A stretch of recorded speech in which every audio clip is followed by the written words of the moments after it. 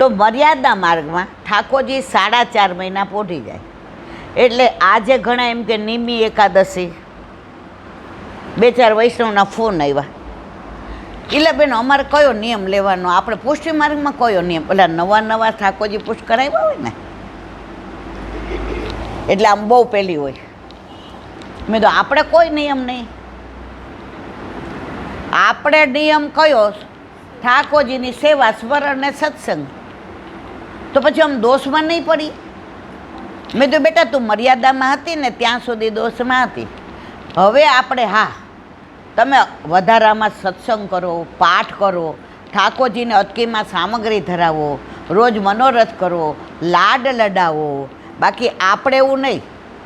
આજે એક બેન મને એવું કહેતા હતા કે મને છે ને ઈલાબેન રોજ 1 સોપારી ખાવા જોઈએ. તો સોપારી નહીં ખાવાનો નિયમ લઈ લઉં 4.5 મહિના? હશે છે, કારણ કે ઉપાડ્યો તો ફોન આમણે, એટલે પહેલાં આમને પૂછ્યું, એટલે આખે ઉભા રહ્યો, હું આપી દઉં છું. એ કે મેં કીધું દીકરા સોપારી કેટલા વર્ષથી ખાસ? તો મને કે 44 વર્ષ છે, 24 વર્ષથી ખાઉં છું. મેં તો આપણે કાંઈ આવું કરવું નથી. ઓલા તાનસેન છે ને એ રોજ આવે અને એટલા મસ્ત કીર્તન ગાય અને ઠાકોરજી એવા રાજી થાય, એટલે ગુસાઈજી પ્રસન્ન થાય. હવે બધાએ કીધું જેરાજ આને કયો કાંઈક, એટલે બીજે દિવસે પીધા વિના આવ્યો, ઉદાસી, સુસ્તી, ગાવું ન ગમે. કીર્તન ગાયા પણ ઠાકોરજીને આનંદ આવ્યો.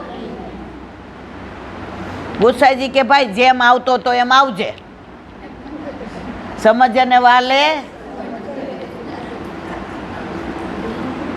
મેં તું તારે સોપારી ખા, ચિંતા કરમાં. તો કે આપણે હવે કાંઈ નિયમ નહીં ને? મેં તો ના, કાંઈ નિયમ નહીં. હા, નિયમ શું? તમે રોજ ઠાકોરજીને લાડ લડાવો, અટકીમાં સામગ્રી ધરો, 2 કીર્તન ગાઓ, વૈષ્ણવની હારે સત્સંગ કરો.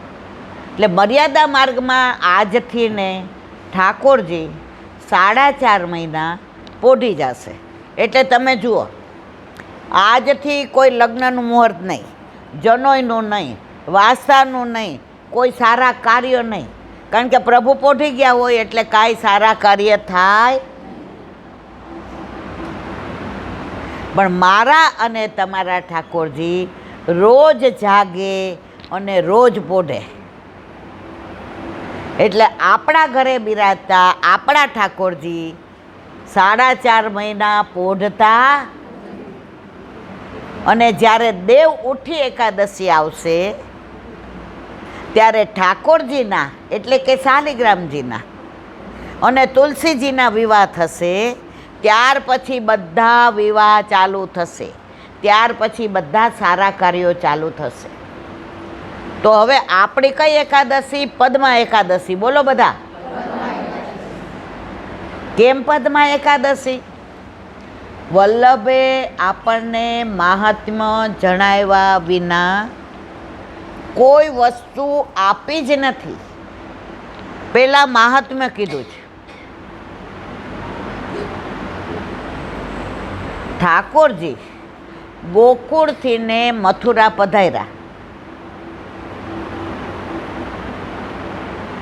તમે ગોકુળથી મથુરા ન જાશો હરી, તમને કંસ બોલાવે કપટ કરી. સરસ છે આખું. પ્રભુને તો લીલા હતી ને, પ્રભુ પધાર્યા. હવે ગોપીઓને વિરહ સહન નથી થતો. એમાં વર્ષા ઋતુ આવી, રીમઝીમ મેહ વરસે, વીજળીના ચમકારા થાય, કોયલ કુહુ કુહુ બોલે, પપીહા પીહુ પીહુ બોલે, મોર ટવકા કરે, કળા કરે. ચારે બાજુ તમે જુઓ તો લીલોતરી, મલ્હાર રાગ ગવાય, યમુનાજી ભરપૂર હોય, વૃક્ષોને વેલીઓ લીલોતરી થઈ ગઈ હોય, પક્ષીઓ બધા કિલ્લોલ કરતા હોય, અને એમાં મારા પ્રભુ ન હોય તો આ બધું મને સૂનું લાગે. તો બધી સખીઓ યમુના કિનારે આવી અને એકબીજીની સાથે વાત કરે. મંગલા, હું ને તું જળ ભરવા આવ્યા, ઠાકોરજી કેવા બેડલા ચડાવ્યા હતા નહીં? એ પ્રભુ બેડા ચડાવતા હતા હે મંગલા? તો એ બેડાનો ભાર લાગતો હતો આપણને? એ કે ના, હાવ હવામાં જાતા હોય એવું લાગતું હતું. મંગલા, હવે પ્રભુ નથી તો બેડા ચડાવવાવાળું કોઈ છે નહીં, તો આ બેડાનો ભાર કેવો લાગે છે કે ભાવ તો પ્રભુ લઈ ગયા. બીજી વળી કે ભામા, તે દિવસે કેવું થયું તું ખબર છે? જેવો મેં ઘડો યમુનાજીમાં ભરવા માટે પધરાવ્યો અને પ્રભુએ મારી સામે મંદ મંદ મુસ્કાયા, મારા બધાય અંગ પ્રભુને એકદમ સમર્પિત થઈ ગયા. હાથમાંથી ઘડો છૂટી ગયો અને હું પ્રભુને જોતા રહી ગઈ. હું શું જાણું રે વાલે મુજમાં સુદીઠું, વારી વારી જોઉં તો એ મુખ લાગે મીઠું. જળ ભરવા જાઉં ત્યાં મારી પાછળ પાછળ આવે, વગર બોલાવ્યો બેની મારા બેડલા ચડાવે. વઢુને વગવું તો એ રીસ નવલાવે, કઈ કઈ મિસે વાલો મુજને બોલાવે. એક લડી જાણી મારે ઘેર દોડ્યો આવે, રંક બનીને બેની માખણ મિસરી માગે.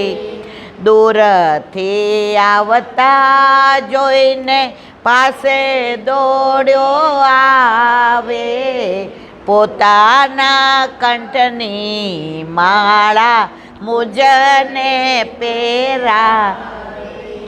જ્યાં જ્યાં જાઉં ત્યાં મારી પાછળ પાછળ આવે, દયાનો પ્રીતમ બેની મારો કેળલો ના છોડે. હું શું જાણું રેવા મુજમાં સુદીઠું, વારે વારે જો તો એ મુખ લાગે મીઠું. બધી ગોપીઓ આવી વાત કરે છે. એમાં પદ્મા સખી આવી, લાલ ચુંદડી ચટક જેવી ચોળી, લાલ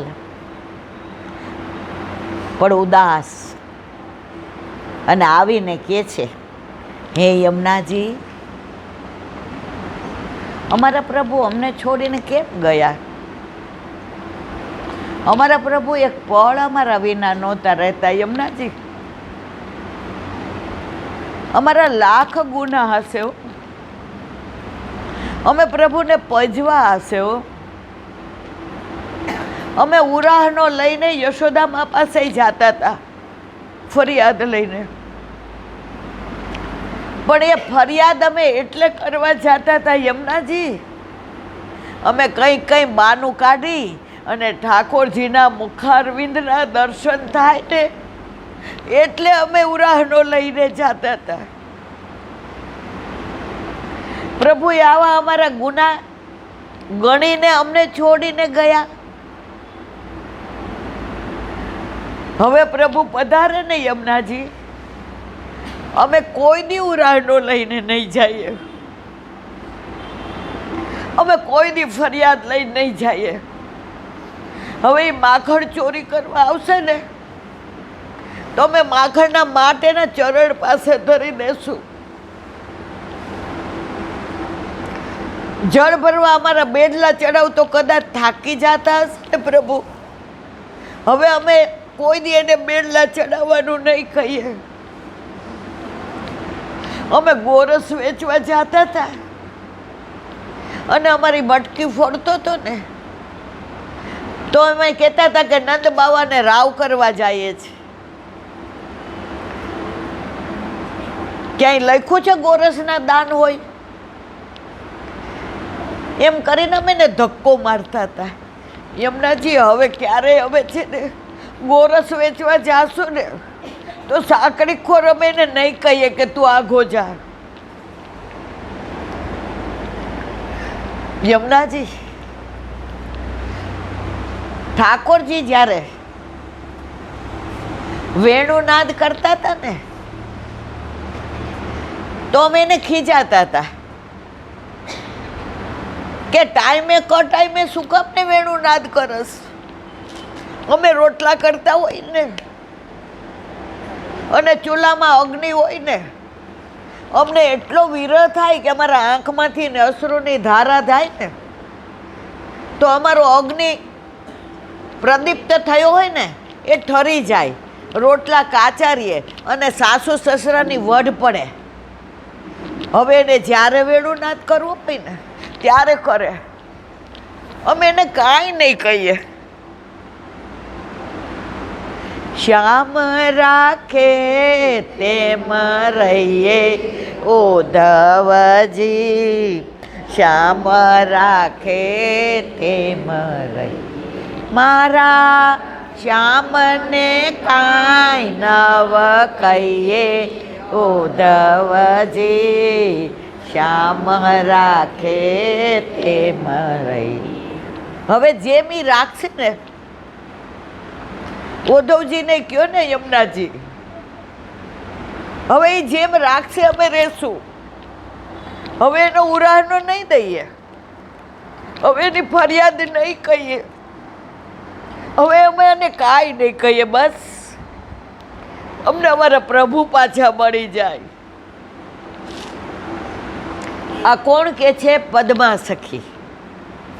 અને એટલો વિરહ થાય છે કે એના અશ્રુથી ને યમુનાજીમાં ઊભા રાવે છે.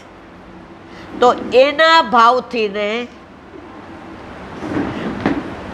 આજના દિવસે આ લીલા થઈ હતી, એટલે પદ્મા સખીના ભાવથી આજની એકાદશીનું નામ શું છે? વિરહના ભાવથી ને.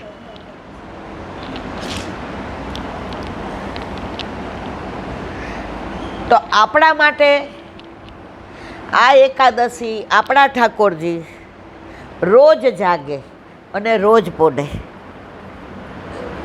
રોજ આરોગે. આરોગ્ય ઉપરથી એક લીલા યાદ આવી મને.